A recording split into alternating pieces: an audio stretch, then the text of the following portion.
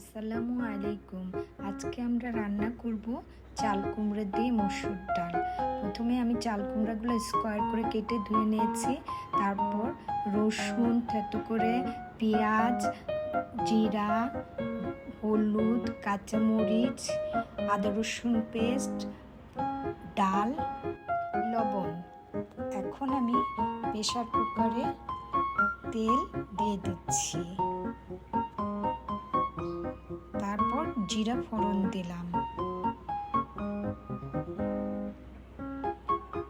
পেঁয়াজ কুচি, রসুন কুচি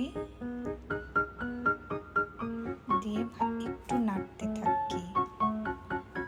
তারপর আমি আদা রসুন জিরা বাটা দিলাম 1.5 চা চামচ,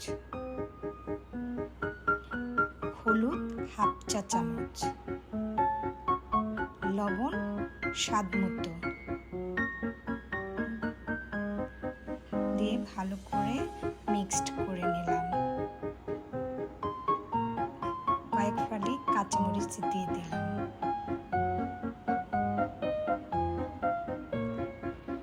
মসুর ডালটা দিয়ে দিলাম।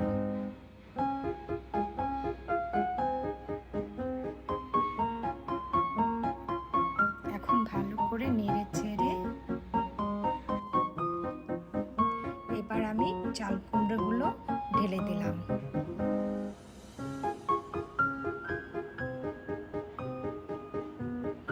এখন ভালো করে চতুর্দিক থেকে ঘুরিয়ে নেড়ে দিলাম।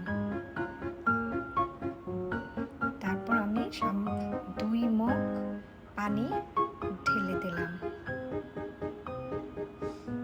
আর প্রেসার কুকারের ঢাকনা লাগিয়ে শীষ আসা পর্যন্ত অপেক্ষা করতে থাকি। আমার এখানে 2টা প্রেসার কুকারের শীষ আসলেই হয়ে যাবে। এই তো হয়ে গেল আমার চাল কুমড়ার মসুরের ডাল।